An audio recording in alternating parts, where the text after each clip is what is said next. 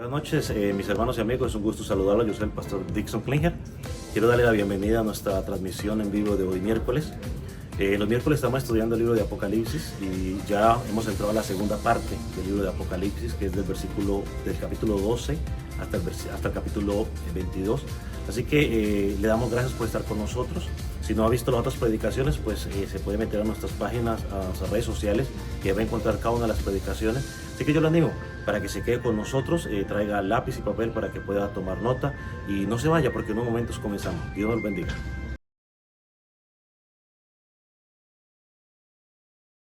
¿Sí?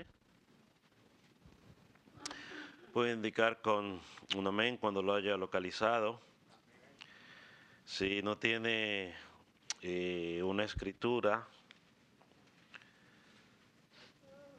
puede acercarse a un hermano que tenga una, o puede levantar la mano y solo de pronto, un ujier le puede hacer llegar una Biblia para que pueda leer con nosotros. Dice la palabra del Señor de la siguiente manera. ¿Qué dice? Ok. Y vi un gran trono blanco y al que estaba sentado en él, delante del cual huyeron la tierra y el cielo, y ningún lugar se encontró para ellos. Y vi a los muertos grandes y pequeños de pie ante Dios, y los libros fueron abiertos, y otro libro fue abierto, el cual es el libro de la vida. Y fueron juzgados los muertos por las cosas que estaban escritas en los libros según sus obras. Y el mal entregó los muertos que había en él, la muerte y el Hades entregaron los muertos que habían en ellos. Y fueron juzgados cada uno según sus obras. Y la muerte y el Hades fueron lanzados al lago de fuego. Esto es la segunda muerte, esto es la muerte segunda. Y el que no se halló escrito en el libro de la vida fue lanzado al lago de fuego. Padre, queremos encomendarnos en tus manos mientras estudiamos tu palabra, pidiéndote de manera especial que tú nos des la sabiduría para poder enseñarla, poderla enseñar con claridad y, lo más importante, enseñarla conforme a lo que enseña tu palabra, no mis deseos. Que tu pueblo pueda analizarla, pueda compararla, y si proviene de ti, que la pueda recibir con alegría, con gozo, y sobre todo que la pueda practicar. Señor, aquellos que no te conocen, aquellos niños, jóvenes, adultos que todavía no te conocen, que tu palabra pueda traer convencimiento a sus vidas, que tu Espíritu Santo los convenza de pecado, de justicia, de juicio, y que puedan llegar a conocerte, puedan confesarte como Señor Salvador de sus vidas. Padre, en tus manos quedamos, en el nombre de Jesús. Amén. ¿Puede tomar asiento, mi hermano? A lo largo de nuestras vidas, todos tenemos recuerdos que jamás olvidaremos. Muchos de esos recuerdos nunca los olvidaremos porque han marcado la historia de nuestra vida, o también han marcado la historia del pueblo donde nacimos o vivimos, el país, o quizás el mundo entero. Cuando miramos en la escritura, la escritura también registra momentos históricos que tienen trascendencia eterna. Por ejemplo, miramos la creación, la caída del hombre, el éxodo de Israel, el nacimiento, la muerte y la resurrección de Jesucristo. También encontramos el día de Pentecostés.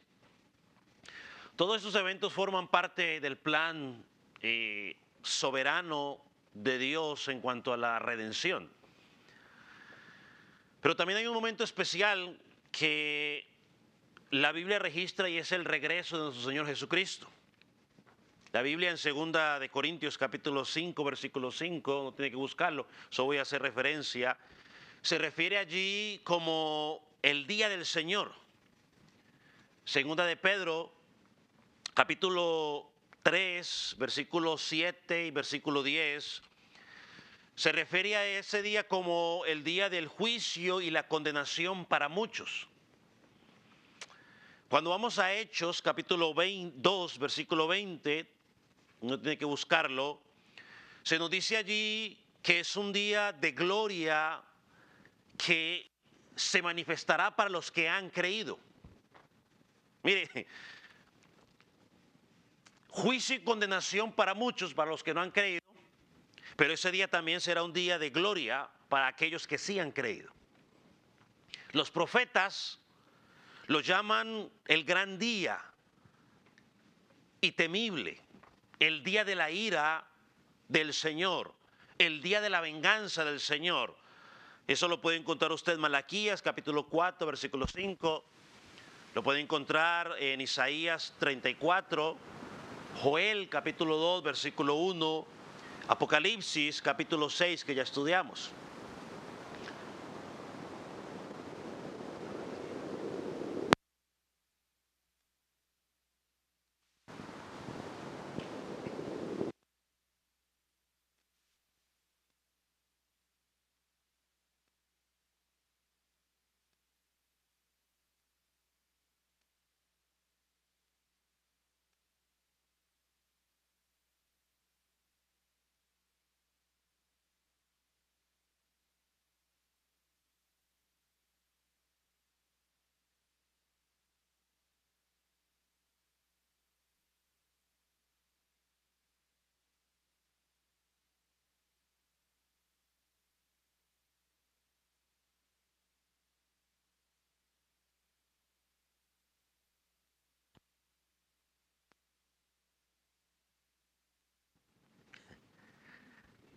Ese día será un día solemne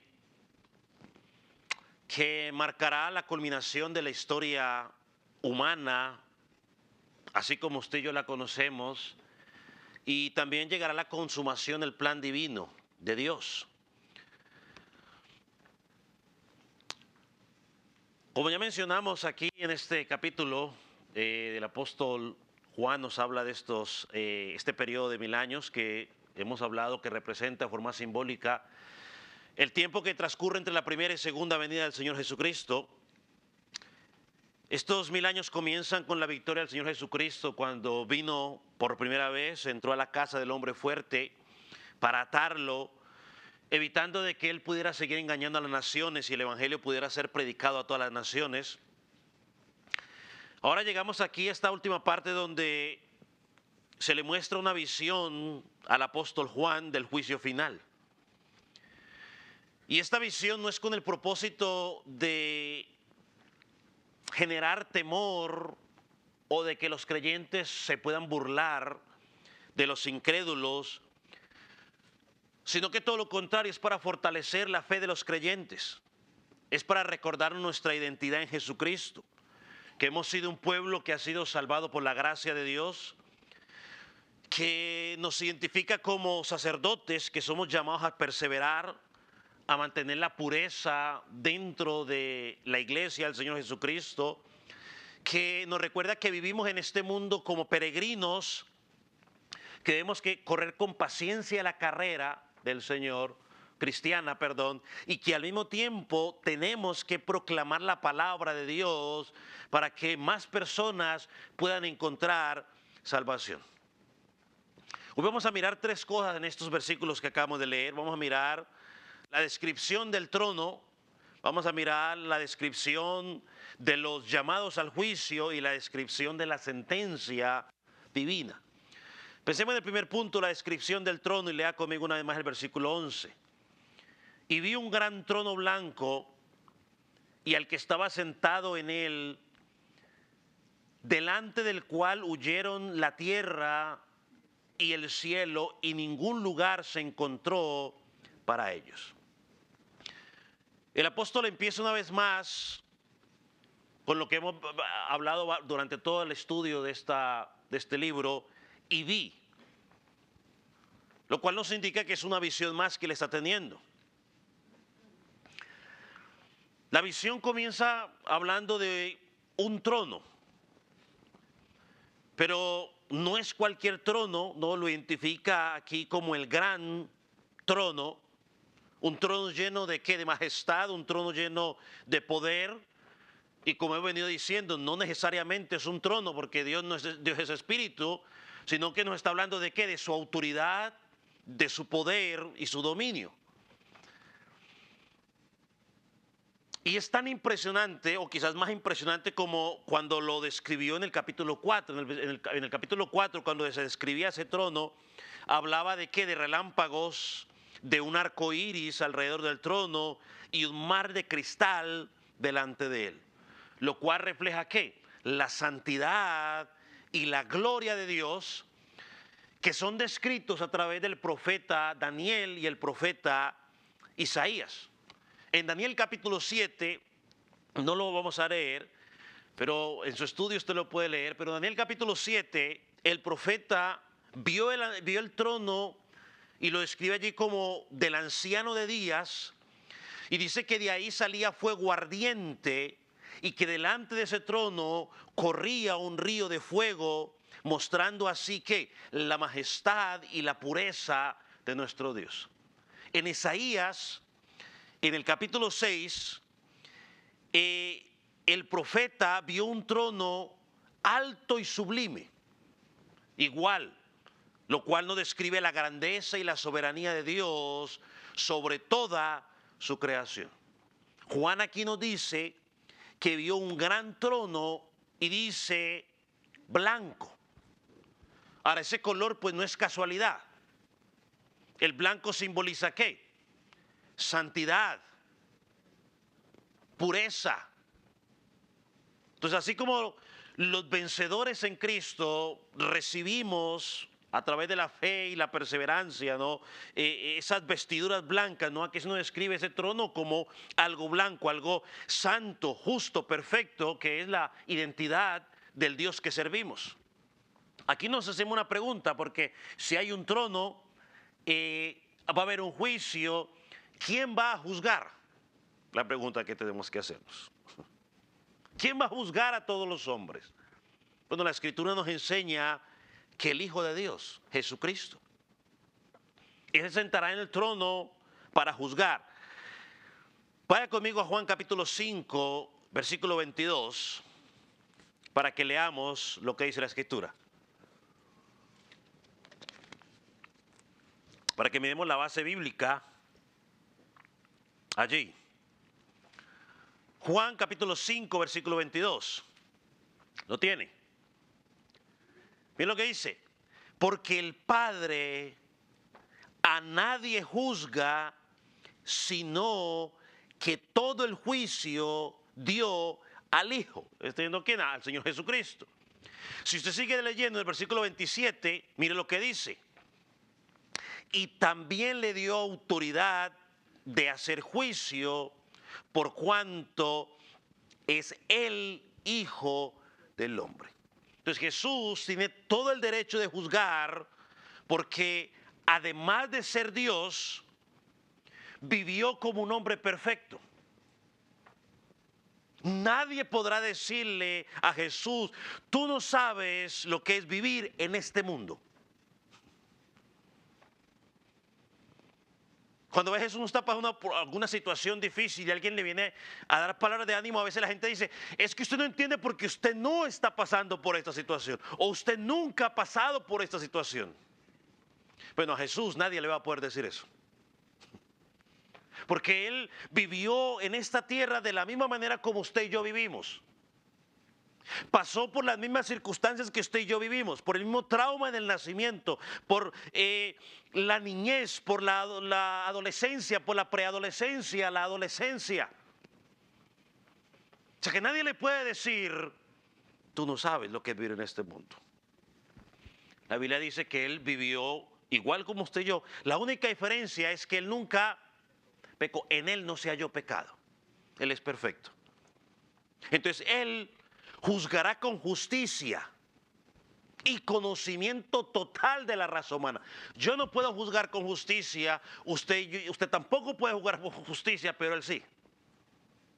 Romanos capítulo 2, versículo 16, Él dice lo siguiente: en el día en que Dios juzgará por Jesucristo. Ahí vemos una vez más, a través de Jesucristo, miren lo que dice, los secretos de los hombres, conforme al Evangelio. ¿Leímos bien? Sí. Juzgará los secretos de los hombres.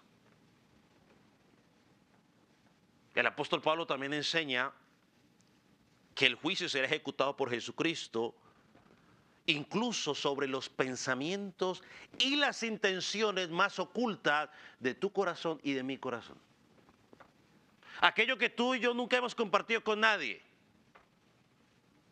seremos juzgados. Ahora Juan sigue diciendo algo. Sigue diciendo el versículo 11, delante del cual huyeron la tierra y los cielos y ningún lugar se encontró para ellos. Ahora, ¿qué significa esto?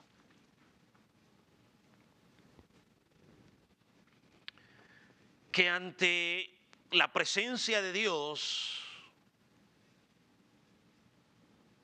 el Creador, el que está sentado en el trono, la tierra y el cielo desaparecen. Es tan majestuoso, es tan puro, tan glorioso,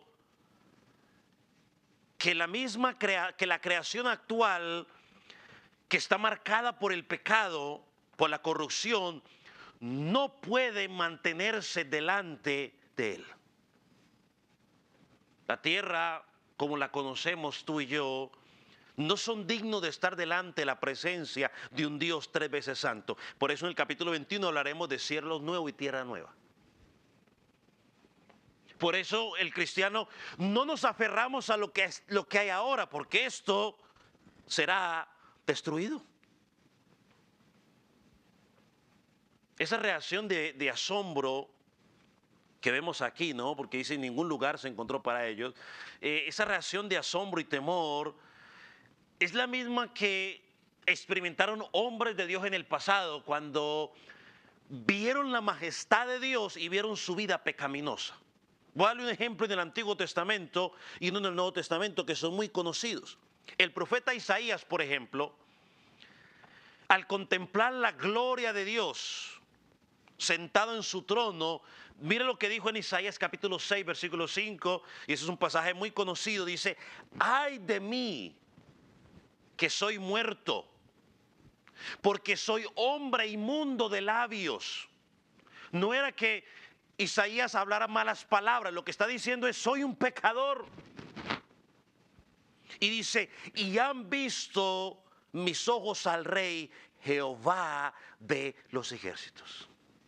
Hermano, eso es lo que pasa en un corazón cuando vemos la majestad de Dios y reconocemos nuestra pecaminosidad. Señor, merezco la muerte. Otro ejemplo también muy conocido en el Nuevo Testamento es el apóstol Pablo, que al ver la santidad del Señor Jesús en la pesca milagrosa, lo único que atinó fue decir, apártate de mí, Señor, soy hombre pecador. Lucas 5:8. Apártate de mí. Pedro. ¿Dije Pablo? Oh, perdón, Pedro.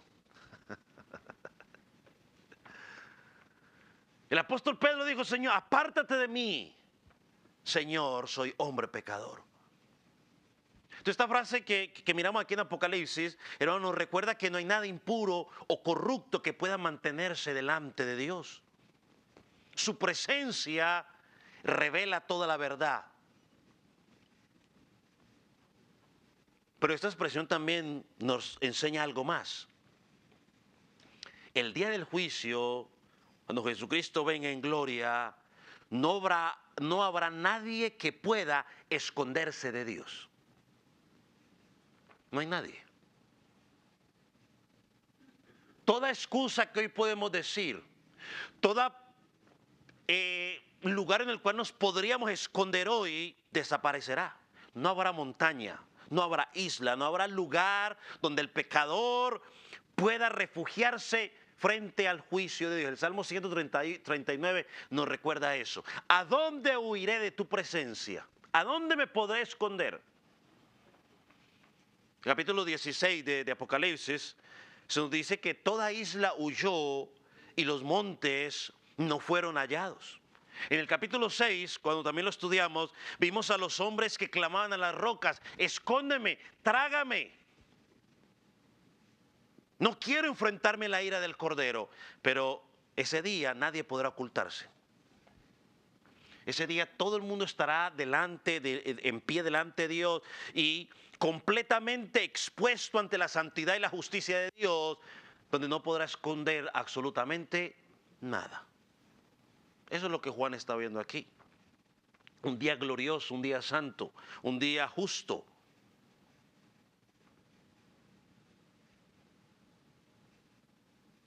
Esto nos lleva al segundo punto que quiero tratar el día de hoy.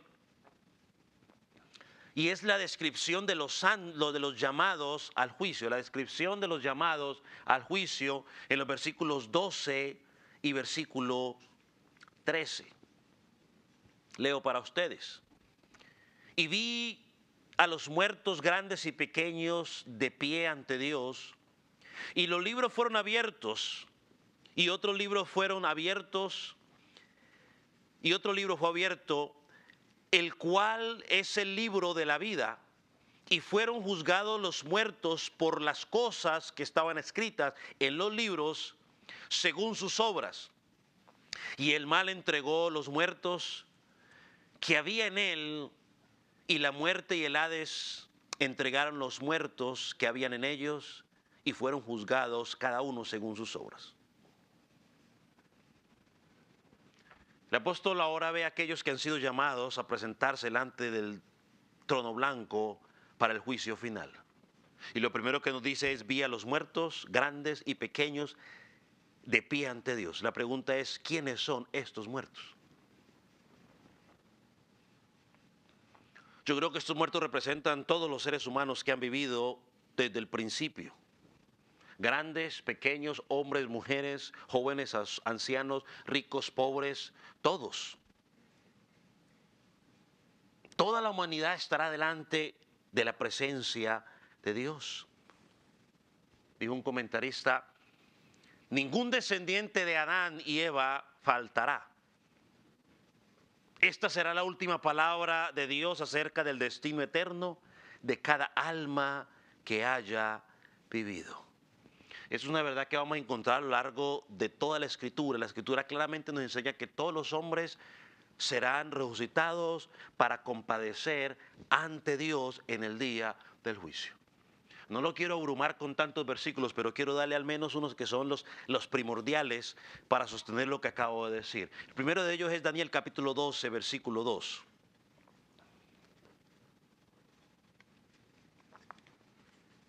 Daniel capítulo 12, versículo 2. ¿Lo tiene? Mira lo que dice. Y muchos de los que duermen en el polvo de la tierra serán despertados. Escúcheme. Unos para vida eterna y otros para venganza y confusión perpetua. Unos van a ser levantados para vida eterna y otros serán levantados para vergüenza y confusión perpetua, es decir, muerte eterna. El Señor Jesucristo, también hablando sobre esto, dijo lo siguiente en Juan capítulo 5, versículo 28 y versículo 29. Juan, el Evangelio de Juan capítulo 5, 28 y 29. Aquí les voy a ir dando tiempo en estos pasajes para que usted los pueda encontrar y los lea conmigo. Para que mire la evidencia bíblica. Mira lo que dice. No os maravilléis de esto, porque vendrá hora cuando todos los que están en los sepulcros oirán su voz. Todos. Y los que hicieron lo bueno, es decir, los salvos, saldrán a resurrección de vida, mas los que hicieron lo malo, es decir, los pecadores, los incrédulos, a resurrección de condenación. Tanto vivos, tanto salvos como no salvos, seremos resucitados, unos para vida y otros para condenación eterna. En su enseñanza sobre el juicio final, en Mateo capítulo 25, versículos 31 y 32, el Señor Jesús también dijo lo siguiente. Mateo, ahí atrásito de Juan, o bueno, adelante, no sé cómo lo vea usted. Entonces, para su izquierda entonces, si sea más fácil. Mateo 25, versículos 31 y 32 dice lo siguiente. Y cuando el Hijo del Hombre venga en su gloria, y todos los ángeles, todos los santos ángeles con él, entonces se sentará en su trono de gloria. Mira lo que dice, versículo 32. Y serán reunidos delante de él todas las naciones. Todos se van a reunir, lo van a reunir delante de él. Apartará a los unos de los otros como aparta el pastor a las ovejas de los cabritos. Es decir, los míos para un lado y los incrédulos para otro lado. El apóstol Pablo, cuando está presentando el evangelio, está en una defensa de su ministerio delante de Félix, dice lo siguiente. Hechos 24, 15. Dice, teniendo esperanza en esto, la cual ellos también abrigan, de que ha de haber resurrección de los muertos, así de justos como injustos. Todos van a resucitar, unos para condenación eterna y otros para vida eterna. Todos los seres humanos estarán presentes ese día, creyentes e incrédulos, justos e injustos, todos tendremos que pararnos y dar cuentas delante de Dios. El apóstol Pablo, hablando a los corintios, le dijo lo siguiente: a los de afuera Dios los juzgará. En Romanos capítulo 14, versículo 10, le dijo, porque todos compadeceremos ante el tribunal de Cristo. Así que cuando miramos aquí esto donde dice grandes y pequeños, no solamente está hablando de los incrédulos, sino que toda la humanidad daremos cuenta. Por eso el versículo 13 que nos dice lo siguiente: el mar entregó los muertos que había en él, y la muerte y el Hades entregaron los muertos que había en ellos, y fueron juzgados todos según sus obras. Hermano querido, amigo que estás en Cristo, nadie quedará por fuera. Y ahí recibiremos la sentencia eterna. Uno es la condenación eterna y otro es la confirmación de la vida eterna. Ahora observe la posición de quienes son llamados al juicio. Juan dice que vio a todos de pie delante del trono. Versículo 12, y vi a los muertos grandes y pequeños de pie ante Dios. ¿Por qué estaban de pie? Bueno, porque esa es la postura de alguien que se presenta ante una autoridad, ante un juez. Simboliza respeto, reverencia, sujeción ante el juez supremo. Entonces, lo que Juan está viendo aquí, como ya he mencionado, es el juicio de toda la humanidad. Es una de las escenas más solemnes de toda la historia. Todos los hombres de todas las épocas tendremos que dar cuenta. Ahora, el apóstol Juan nos dice aquí, en el versículo 12, nos habla de libros abiertos. Y cuando uno piensa en esto, o ve esta palabra libros y trata de encontrar algo más en la escritura, termina en Daniel. Se nos presenta una escena muy parecida en Daniel capítulo 7, versículo 10. El profeta dice lo siguiente: un río de fuego procedía y salía de delante de él. Millares y millares le servían. Millones de millones asistían delante de él. El juez se sentó y los libros fueron abiertos. Ahora, ¿qué representan estos libros? Ahora, la visión nos presenta dos libros, o dos tipos de libros, ¿cierto? Por un lado, están los libros donde se nos dice en el pasaje que acabo de leer que se registran todas las obras de los seres humanos que han vivido o han pasado por esa tierra, todas. Y por otro lado, se nos dice de otro libro que lo llama aquí el libro de la vida, que en Apocalipsis 13:8 lo llama el libro de la vida del Cordero, que fue inmolado desde el principio del mundo. Pensemos en el primer libro, o las primeras secciones de llamar los libros fueron abiertos. ¿Para qué sirven estos libros? El versículo 12 al final y el versículo 13 al final nos dicen su objetivo. Mira el versículo 12 al final. Y fueron juzgados los muertos por las cosas que estaban escritas en los libros, según sus obras. Y al final del versículo 13 dice: y fueron juzgados cada uno según sus obras. Significa de que cada persona será juzgada de acuerdo a lo que hizo en esta tierra. Nada queda afuera, todo. Todo lo que el ser humano haya hecho o no haya hecho. Porque a veces, ¿a qué me refiero con lo que no haya hecho? Porque a veces teníamos que hacer cosas y ¿qué?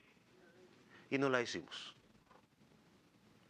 Todo lo que el ser humano haya dicho o no haya dicho.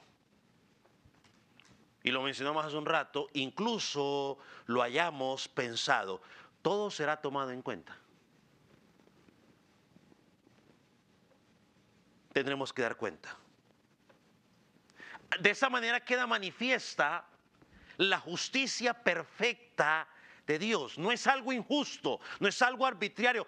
No fue que a Dios se le ocurrió. Mire, hay cosas que yo he dicho que ni me acuerdo. Ese día saldrán a la luz. Cada uno será responsable de sus propias obras. Dios no juzgará a mis hijos por mis pecados, o a mis padres por mis pecados, o a mi esposa por mis pecados. Dios no me juzgará a mí por lo que hizo mi nación, por lo que hizo la congregación o por lo que hizo mi familia. Seré juzgado por lo que yo hice.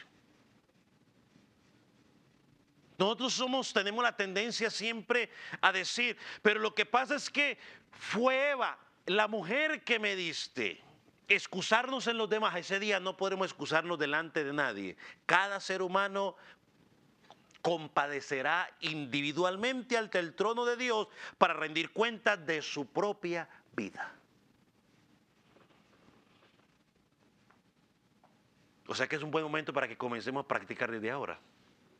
Dejar de estar escudándonos en otros y empezar a rendir cuenta por lo que hemos hecho y responsabilizarnos por lo que hemos hecho. Ahora, quiero decir algo.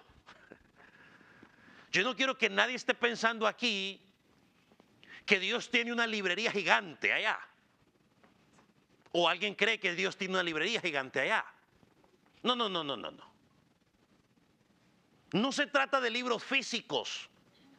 sea, no hay libros físicos.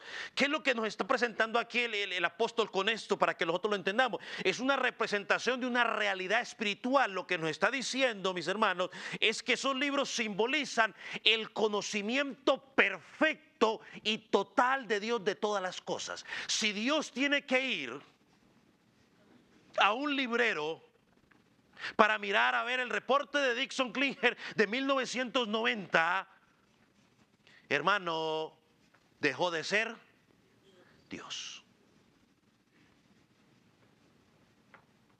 No, aquí lo que nos está hablando es el conocimiento perfecto. A Dios no se le olvida, no se le ha olvidado nada. A mí sí. Yo no me acuerdo qué hice en diciembre de 1990. Ni idea. Lo máximo que me acuerdo en 1990 era que Colombia estaba jugando el Mundial contra Alemania y le hicimos un gol en los últimos minutos. Lo que máximo me acuerdo yo en 1990. Pregúnteme otra cosa en 1990. Pero Dios se acuerda de cada cosa que yo hice en 1990. Y por ende la suya también. Algunos no saben, bueno, algunos no habían nacido en 1990, así que pues tranquilo. Hermano, el Señor no necesita registros escritos de lo que hace. Él lo sabe todo. Él es omnipotente, Él es omnisciente, omnisapiente. Sus ojos son como llama de fuego. Ya miramos aquí en Apocalipsis y decíamos que enseña a referenciar que Él lo sabe todo. De su mirada nada escapa. Muchas cosas pueden pasar inadvertidas delante de los hombres, pero a Dios no se le escapa nada. Hebreos capítulo 4, versículo 13, que ya estudiamos, dice que todo está desnudo delante de Dios. Todo es todo. Usted y yo podemos ocultarle cosas a los cónyuges, a los padres, a los hijos, a los maestros de escuela, a los jefes en el trabajo, a las autoridades. Pero no hay nada que se pueda ocultar delante del Señor. Todo pecado, toda palabra, todo pensamiento, toda intención del corazón, Él, suya y mía, durante toda su vida la tiene registrada como si acabara de pasar. Por eso cada persona cuando llegue ese día será juzgada conforme a sus obras. ¿Qué dijo el salmista en el Salmo 90, versículo 8? Pusiste nuestras maldades delante de ti, nuestros yerros a la luz de tu rostro. Todo está delante de su presencia.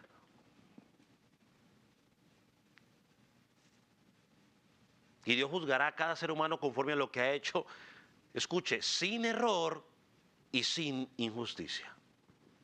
Ahora, ¿cuál será la sentencia? Esto lo miramos en los versículos 14 y 15. Dice el versículo 14: y la muerte y el Hades fueron lanzados al lago de fuego. Esta es la segunda muerte.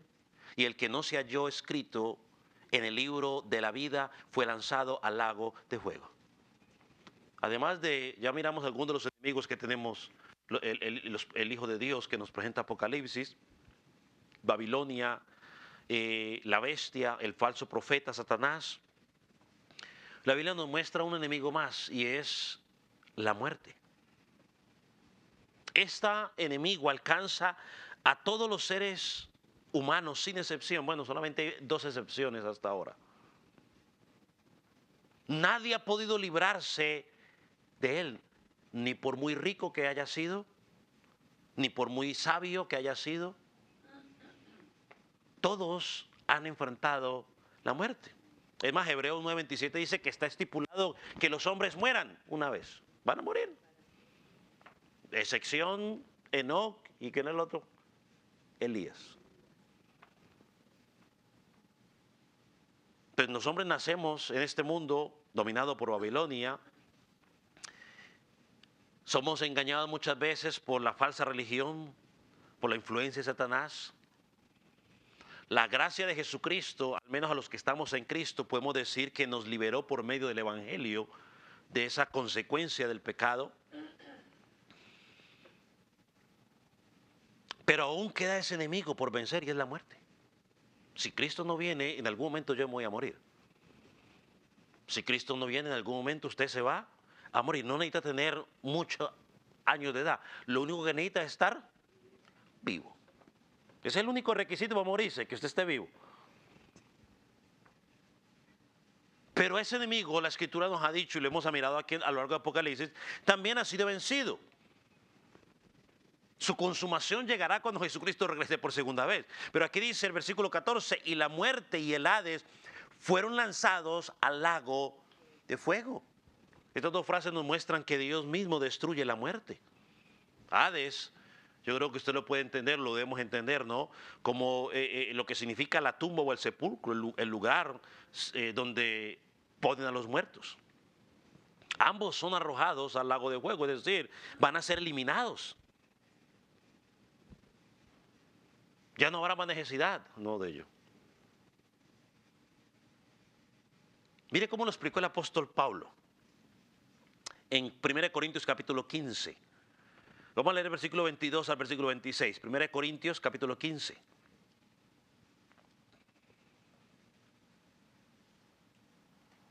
Mientras usted lo busca, serán eliminados para siempre, no porque el Señor ha preparado un camino para los nuevos,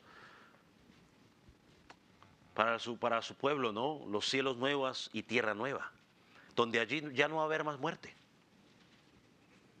Así que el juicio final traerá la victoria de Cristo sobre el último enemigo, la muerte. Lo tiene, 1 Corintios 15, versículo 22.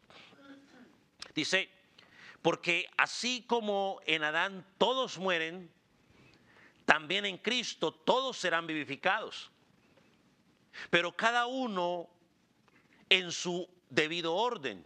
Cristo, las primicias, luego los que son de Cristo en su venida, luego al fin, cuando entregue el reino al Dios y Padre, cuando haya suprimido todo dominio, toda autoridad y potencia, porque preciso es que Él reine hasta que haya puesto a todos sus enemigos debajo de sus pies y el postrer enemigo será destruido.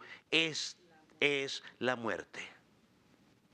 Cristo vencerá a sus enemigos, la bestia, Babilonia, el falso profeta, Satanás, y finalmente destruirá la muerte. Por eso es que en el versículo 55, un versículo que también hemos escuchado en muchas canciones, el apóstol Pablo pregunta, ¿dónde está, oh muerte, tu aguijón?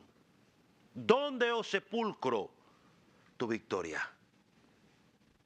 Entonces el pueblo de Dios no tiene que temerle a la muerte, porque el Señor la ha derrotado para siempre.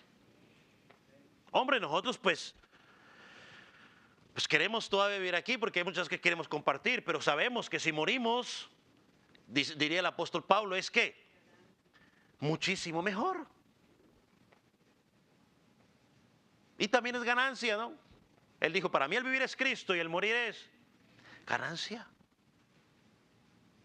Esa es la esperanza gloriosa del creyente. Ahora, aquí llegamos a una sentencia divina al final de este versículo. Versículo 15 dice, y el que no se halló escrito en el libro de la vida fue lanzado al lago de fuego. Ya comentamos, habían dos tipos de libros, ¿no? Los primeros contenían las obras de todos los seres humanos, ya hablamos de ellas. Este segundo libro no contiene obras. ¿Qué contiene? Nombres. En este libro están escritos los nombres de aquellos que pertenecen a Dios, los que tienen el sello de Dios, aquellos que no adoraron a la bestia. Y por la Escritura sabemos, ¿no?, que esos nombres están allí desde antes de la fundación del mundo. ¿Quiénes son? Pues eso no es pregunta suya ni pregunta mía. En el capítulo 13, versículo 8, leímos lo siguiente. El libro de la vida del Cordero que fue inmolado desde el principio del mundo. Ahí son los nombres de las ovejas de Cristo. Jesucristo dice, mis ovejas oyen mi voz. ¿Y qué? Y me siguen. Y no solo lo siguen, sino que lo obedecen. Si me amáis, guardad mi mandamiento, dice el Señor Jesucristo. Ellos heredaron el reino preparado para ellos desde antes de la fundación del mundo. Ellos serán los que entrarán a los cielos nuevos y tierra nueva. Sus nombres están escritos allí por gracia, no por obras. La Escritura lo dice claramente en Efesios 2, versículos 8 y 9. Porque por gracia, o sea, por un regalo, sois salvos por medio de la fe. Y esto no de vosotros, es un don, es un regalo. Dice, no por obras para que nadie se gloríe. Nadie puede decir, mi nombre está escrito ahí porque yo hice tal y tal cosa. No, eso es mentira. Si su nombre está allí, si mi nombre está allí, es única y exclusivamente por gracia. ¿Y qué es gracia? Un favor inmerecido.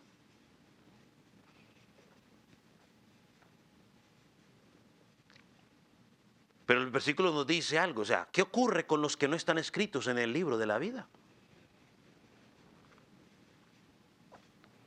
Ellos serán lanzados al lago de fuego, es decir, experimentarán la segunda muerte, irán junto a la bestia, el falso profeta y Satanás.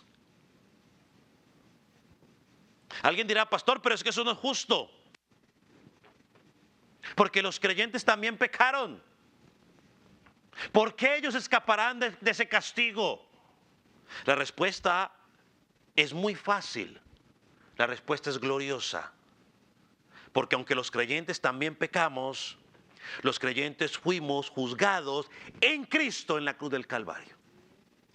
El juicio de condenación para los creyentes pasó hace más de 2000 años. ¿En dónde? En la cruz del Calvario. Sí, una cosa es vamos a dar cuentas por lo que hicimos, pero el juicio de condenación suyo y mío ya pasó en la cruz del Calvario en Cristo. Sus pecados, mis pecados, fueron castigados en Cristo. La ira de Dios cayó sobre Cristo en nuestro lugar. Isaías 53 dice que el castigo de nuestra paz fue ¿sobre quién? Sobre Cristo. Y la justicia perfecta de Cristo nos fue acreditada o nos fue imputada. 2 Corintios 5:21, el cual no conoció pecado, por nosotros se hizo pecado para que nosotros recibiéramos la justicia perfecta en él.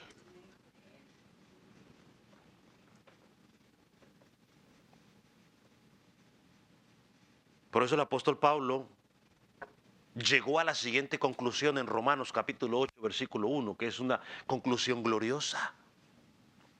Ahora pues dice, ninguna condenación hay para los que están en Cristo Jesús. Todo aquel que está unido a Cristo, dice, ninguna condenación hay para él. Los que no andan conforme a la carne, sino que conforme al Espíritu. Es decir, los que caminan no de acuerdo a los deseos que la carne ofrece, sino conforme a los deseos del Espíritu Santo de Dios. Los creyentes no estaremos solos en el día del juicio. Los creyentes tendremos a Cristo como nuestro abogado y Salvador. Él será nuestro representante. Él hablará por nosotros. Cuando me quieren acusar de pecado, sí, pero es que yo pagué por ese pecado en la cruz del Calvario. Los incrédulos o aquellos que no han creído en Jesucristo sí estarán solos ante el trono. Ellos no tendrán mediador. Y ellos tendrán todos sus pecados ahí en línea para dar cuenta por ellos y recibirán la retribución por sus obras. Y el castigo será la condenación eterna.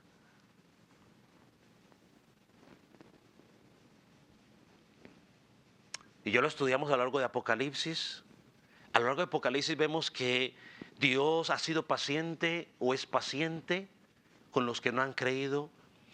una y otra vez les envía juicios para llamar la atención, para que ellos puedan venir y crean en Él. Es más, ahora mismo tú que no has creído en Cristo, joven, niño, adulto, esta predicación es un anuncio de parte de Dios y decirle, entiende, ven a mí y encuentra salvación.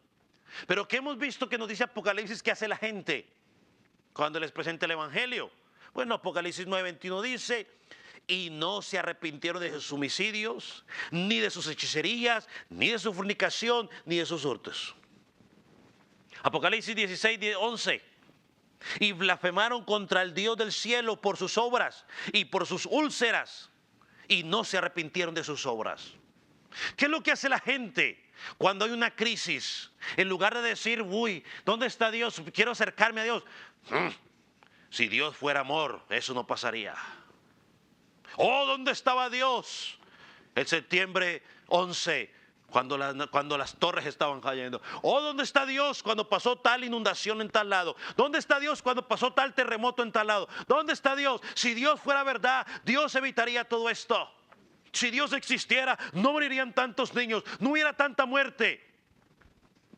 En lugar de arrepentirse, pelean, blasfeman contra Dios. Y muchos siguen en su estilo de vida, porque la vida es corta y hay que disfrutarla. En lugar de acercarse a Dios, aman su pecado, rechazan la misericordia de Dios. Por eso el día del juicio, cuando sean juzgados por sus obras, tendrán su consecuencia. Quisiste vivir toda tu vida apartado de mí. Bueno, ahora vive toda la eternidad apartado de mí. Allí, ese día será el lloro. Así todos estarán llorando. Y el crujir de dientes. O sea, ese día sí estarán todos llorando.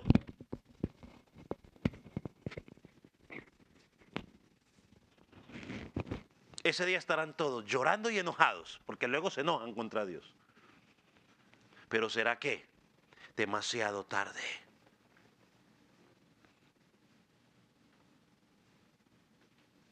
Miren lo que dice el profeta Daniel. Daniel 12:1. En aquel tiempo se levantará Miguel, el gran príncipe que está de parte de los hijos de tu pueblo. Y será tiempo de angustia, cual nunca fue desde que hubo gente hasta entonces. Pero en aquel tiempo será libertado tu pueblo, todos los que se hayan escritos en el libro. Hermano, amigo, solo hay dos opciones. Unos será tiempo de angustia, para otros será tiempo de libertad. ¿En cuál grupo quieres estar? No hay un tercer grupo. O ese día llorarás y llorarás, o ese día gozarás y gozarás. ¿En cuál grupo quieres estar? El apóstol Pablo a los tesalonicenses les dijo lo siguiente. Según Tesalonicenses capítulo 1, versículo 6.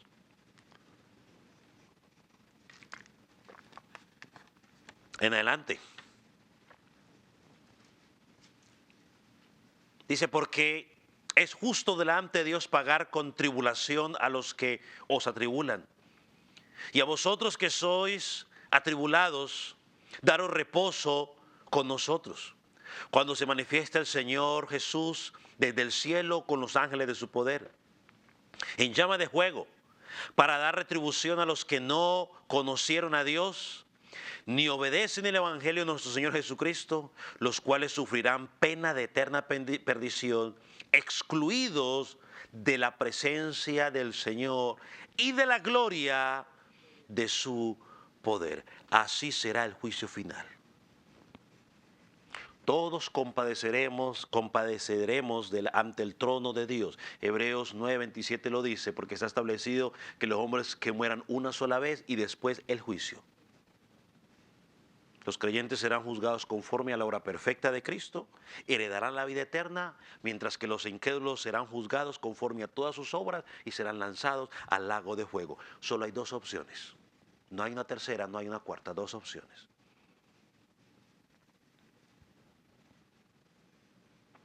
Amigo que estás en Cristo,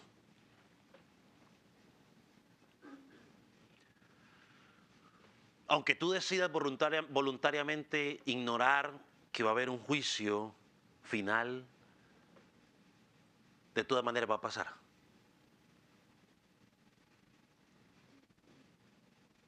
Si tú decides ignorar eso, pasarás la eternidad sin Cristo, alejado de Cristo. Y una de las terribles cosas que sucederá contigo es que el pensamiento de que se te predicó el Evangelio te acompañará por la eternidad. Lo terrible de la eternidad, estimado amigo, que estás en Cristo, es que tú vas a recordar a la perfección cada palabra o cada vez que te predicaron el Evangelio y cada vez que tú lo rechazaste. Tuviste la oportunidad de creer, de encontrar salvación y la despreciaste. Amigo, hoy es el día de buscar a Cristo. Hoy es el momento de arrepentirte. Hoy es el momento de correr a Él. Después de la muerte no hay segundas oportunidades.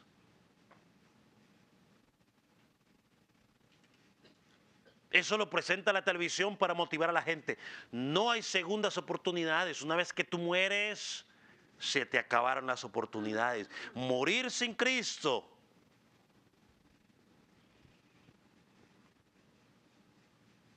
es morir sin esperanza. Ya no hay nada que se pueda hacer por ti.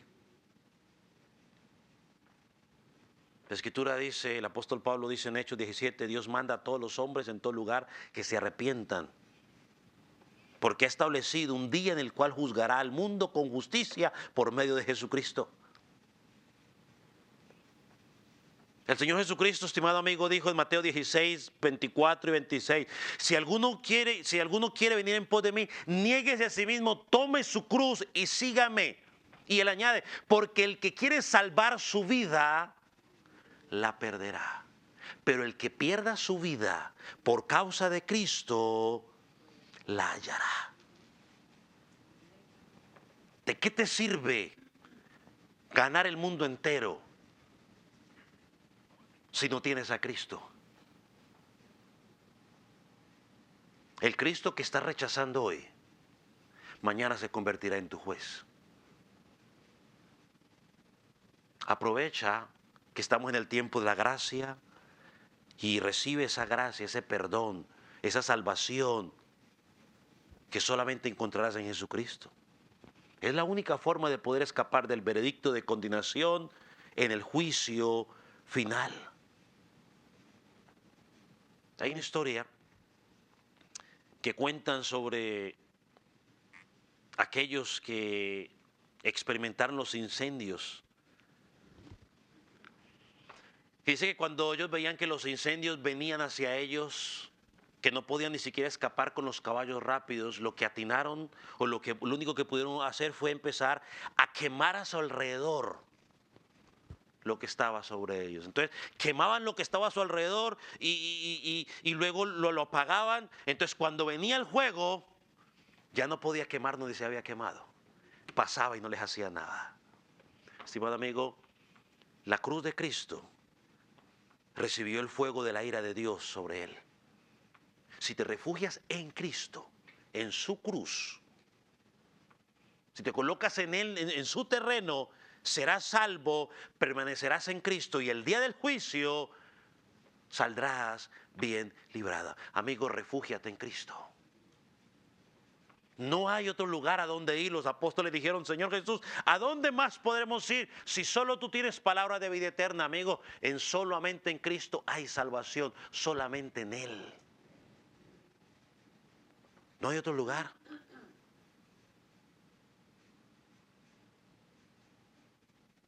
Pero si tú rehusas creer, recibirás la condenación. Romanos capítulo 2, versículos 5 y 6 dice lo siguiente: por tu terquedad y por tu corazón no arrepentido, estás acumulando ira para ti en el día del juicio, cuando Dios juzgará a cada uno según sus obras. Aquí la única oración válida es la oración del pecador, del publicano. En Lucas 18, 13, cuando le dijo al Señor, Dios, ten misericordia de mí, que soy un pecador.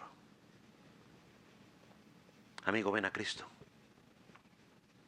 Jonathan Edwards, el pastor Jonathan Edwards, dijo lo siguiente: si tu vida no es un viaje al cielo, entonces es un viaje al infierno. Solo hay dos lugares: o vas viajando para el cielo o vas viajando para el infierno. Y si vas camino al infierno, hoy Dios te dice, es el día de salvación. Arrepiéntete, ven a Cristo. Vamos a orar. Ponga sobre sus pies. Refúgiate en Él. Cree en Él. Hallarás vida eterna. Si tú te preguntas, pastor, ¿qué puedo hacer para ser salvo? La Escritura dice, cree en el Señor Jesucristo y serás salvo.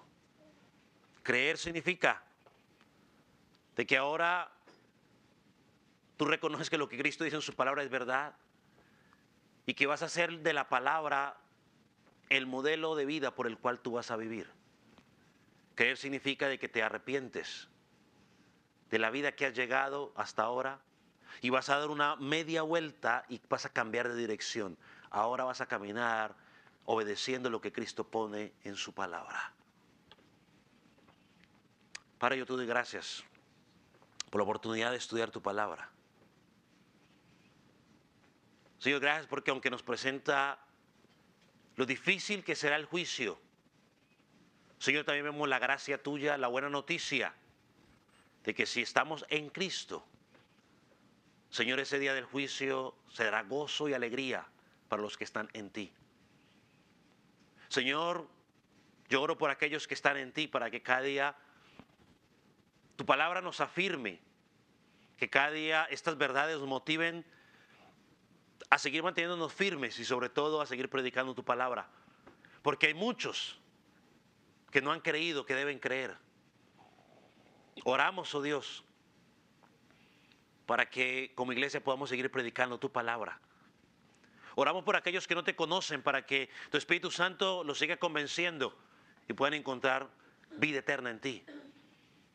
Señor, pero también oramos por aquellos que no te han conocido. Que sea tu Espíritu Santo el que los convenza.